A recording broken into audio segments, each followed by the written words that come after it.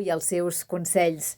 La doctora és l'alter ego de la Maria Rodríguez, que cada 4 setmanes es passa pel Penedès en xarxa per reivindicar la importància de la risoteràpia, del joc, del coaching lúdic. Maria, bon dia, ben tornada. Hola, bon dia, Sílvia. Obrim consulta, doctora. Avui reivindiquem una vegada més, no ens cansarem, el joc. El joc és una eina molt i molt potent.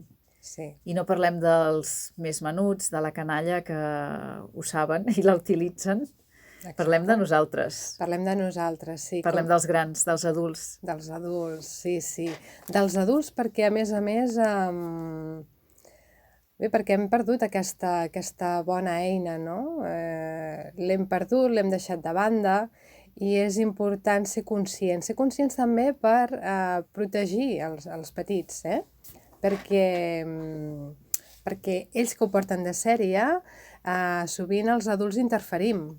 I si a sobre que nosaltres no ens cuidem del nostre joc, alerta perquè si a més interferim amb els petits, també estem anul·lant... Tallant les ales, no?, d'alguna manera.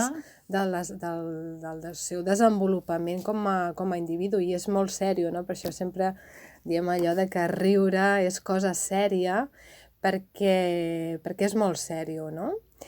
El joc ens ajuda en moltíssimes coses. Primer, a destensar, no?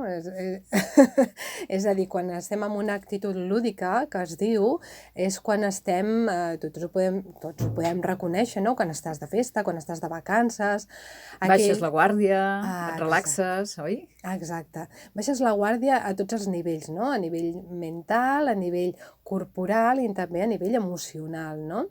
I això és superimportant, perquè si no ens donem aquest permís de baixar aquesta guàrdia, com bé dius tu, tampoc deixem espai per a la creativitat. Perquè m'entrin coses noves a la meva vida. Si no estem tancats, massa encursetats, sí, i no ho permetem. No ho permetem i no veiem res. Ja ens pot passar per davant qui sigui, no? El George Clooney és igual, no? El projecte de la nostra vida, el projecte de la nostra vida, que no ens n'enterem, perquè estem allà amb les nostres històries, que són com els burros, no? Endavant.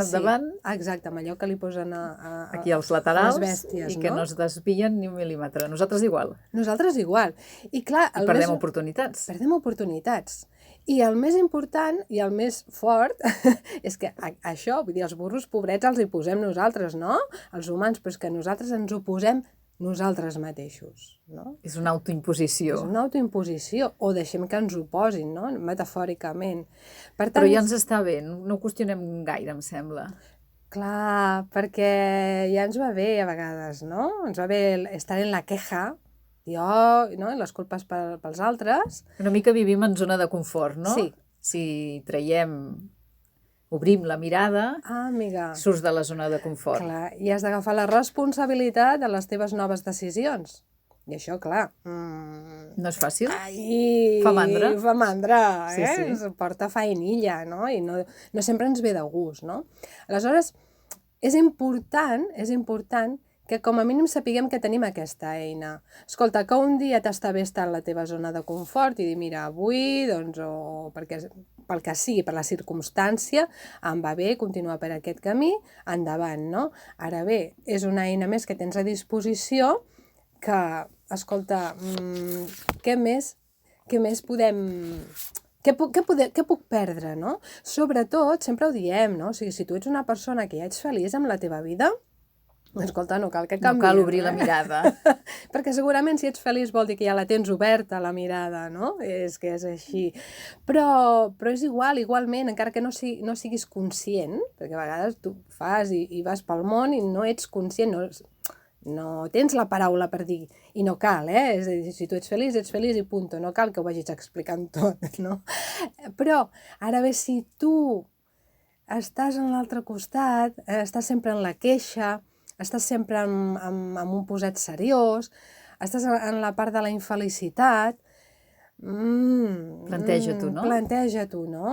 És a dir, a veure, una de dues, o ho acceptes i ja està. I no rondines. I no rondines, i punto, ja està, no? Una miqueta. Sí, és ja una està. opció. És una opció i totalment respectable, i ja està bé, vale. Però, clar, si no ho acceptes, a veure, potser que et posis a fer alguna cosa, no?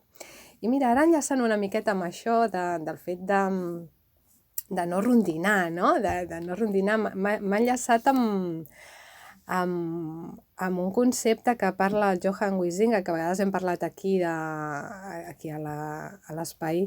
És un gurú del coaching lúdic? És un filòsof que va fer un llibre que es diu Homo Ludens, que, de fet... L'home que juga, no? L'home que juga. Va ser la persona que va utilitzar per primera vegada aquesta terminologia, Homo Ludens, el 1938, Un avançat. Un avançat. Per ell diu, todo es juego, no? I enllaçant amb això aquest que comentàvem, no? Clar, la importància del joc, no? El joc... Per què diem que el joc és important, no? Perquè el joc ens aporta és una zona segura per experimentar. És a dir, jo no puc de cop i volta a la meva vida diària començar a fer canvis molt dràstics, no? Perquè no... Engegar-ho tota vida... No estem plantejant això. No estem plantejant això, no? Utilitzem el joc? Utilitzem el joc com a eina, que és un espai delimitat, això, amb un espai físic, també amb un espai temporal i, a més, amb unes regles que estan predeterminades, unes regles que les determinen cada grup de joc. És igual, cada grup de joc establirà les seves normes del joc. Què passa quan jo estic jugant? Què passa amb les sessions de risoteràpia, no? Doncs que allà tot s'hi val, tot està permès, no hi ha judicis, no hi ha la por a càstigs, no? A dir, ai, ara, o als petits, no, ara et quedaràs sense sopar, o a la feina, ara, no, és que si faig això potser em despatxen, no? O el que diran, no?, si parlem dels grans. O el que diran, no? O sigui, quan estic en un espai de joc, en una sessió lúdica, allà tot s'hi val, no? I aleshores això que em permet a mi? Em permet d'una manera natural entendre què és el que jo sento, on estan els meus límits i on estan els meus límits vers a tu i vers no només cap a una sola persona, sinó també cap al grup, que extrapolat seria a la comunitat, no? Això, tret a fora de la sessió lúdica, podria ser doncs, a la família o a la feina o jo què sé, amb una colla d'amics, no? És a dir, les meves normes de conducta, les meves normes del joc varien